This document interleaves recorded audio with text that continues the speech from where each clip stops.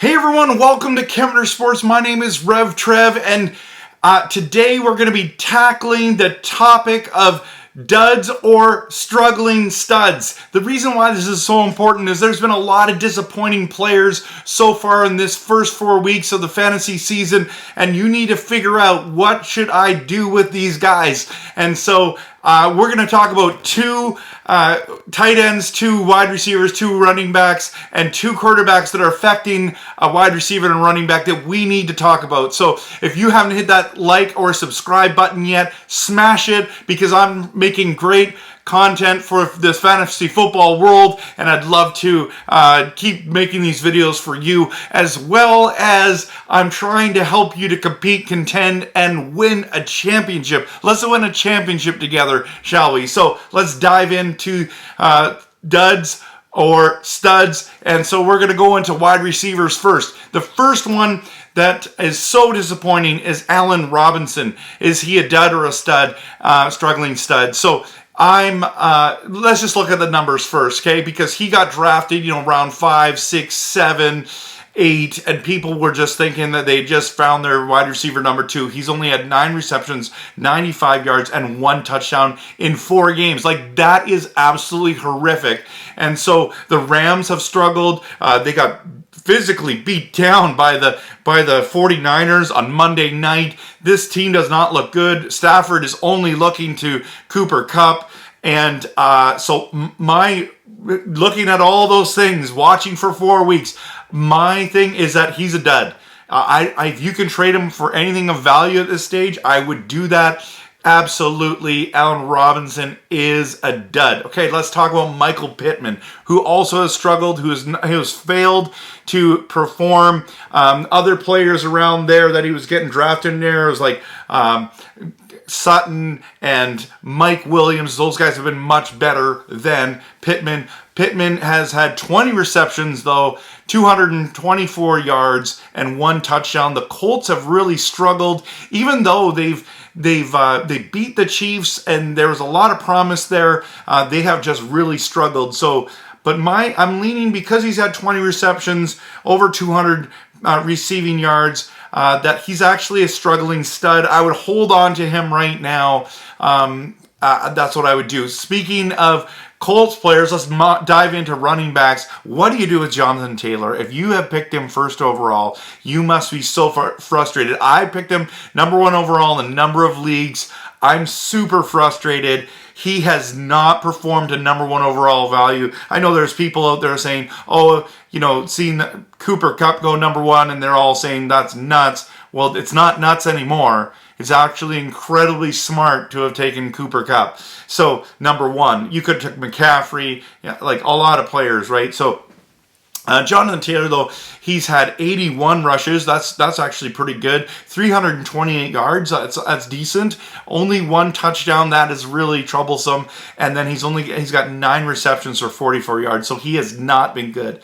So what do you do with Jonathan Taylor? Here's the other thing. He's got a high ankle sprain. They're unsure if he's even going to play on Thursday night. Now, this is getting worse here. So If you're leaning that you're too worried about him and you want to get value, right now is the time to trade him. Get a Jefferson or a Barkley. There's other players that CMC. If you can get CMC for him, go for it. There is but I'm leaning that he's a struggling stud. I think he's going to turn around. Maybe it's an opportunity now to trade for him. He won't be as expensive, but that's just my take. I could be wrong, but I highly doubt it. And then let's dive into another running back, and this is definitely a dud. Zeke Elliott. He's been declining for the last 14,000 seasons in a row, and everyone's kind of been warning you about him. But he's just number 1 running back on the Dallas Cowboys. He should be good. But listen, if Jonathan Taylor's got an 81 yards rushing, rushing attempts, I should say, Elliott only has 59 attempts. But he's only got 227 yards, 1 touchdown, and this is even worse. 5 receptions for 27 yards. He's an absolute dud. If you could, like, you can't even start him as your RB2. You can't even start him in your flex. That's how bad he's been. He's absolutely a dud. If you can trade him for anything of value that would upgrade your team in any other way, go for it. Do it now, because I know Zach is probably coming back, but man, Elliott's been terrible. Absolutely terrible. Okay, let's dive into 2 tight ends. And Kittle, George Kittle, who I really like coming into the season, he has struggled. Listen to these numbers: 9 targets, 6 receptions for a whopping 52 yards, no touchdowns. He should have had that touchdown on Monday night, but he didn't get his second foot down. That would have saved his week. But that is absolutely terrible. The only thing, though, is you got to remember, you can't just look at the stat lines or the final season totals, because he's only played 2 games. I think if he had Trey Lance there, it'd be a much better story. Jimmy G, just he has good games and bad games. Their defense came up huge. They didn't need Kittle. I'm nervous about Kittle. I'm leaning he could be a dud. You need to have another tight end on your team just in case, whether it's a Freiermuth, Ertz, Everett, whoever, some of these guys, you need someone else to be on that team with you. I mean, if you have Hawkinson, it's just a no-brainer. You're playing Hawkinson from this point forward until you see something from Kittle. But I'm holding on Kittle just because he's only played 2 games. The next one we're going to dive into is Darren Waller. Darren Waller, again, another guy I was high on. I had him as my number 3 tight end coming off the board.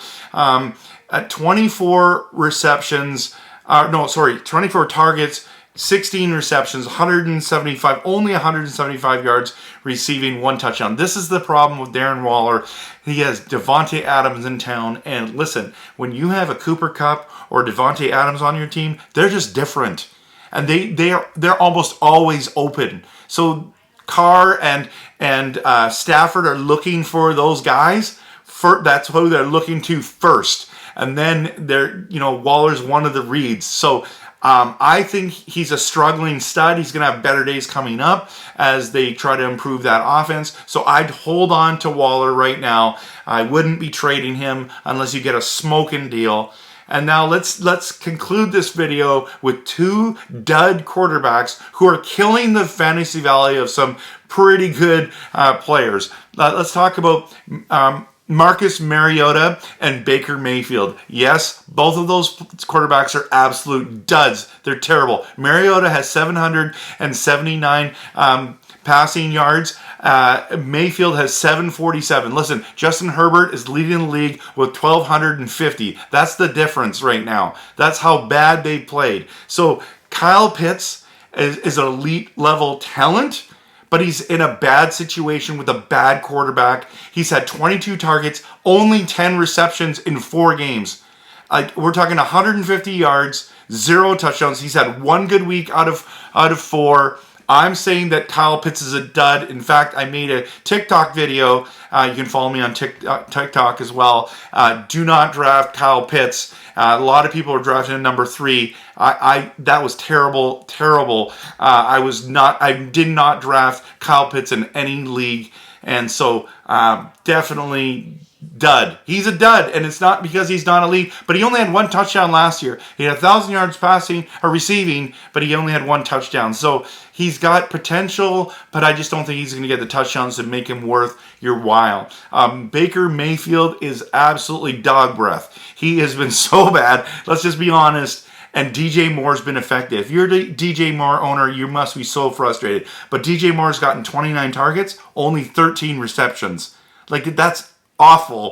138 yards, 1 touchdown. He's basically been Kyle Pitts, but better because he's had 3 more catches. He's had a bunch of less yards, but he got the touchdown. They're very similar.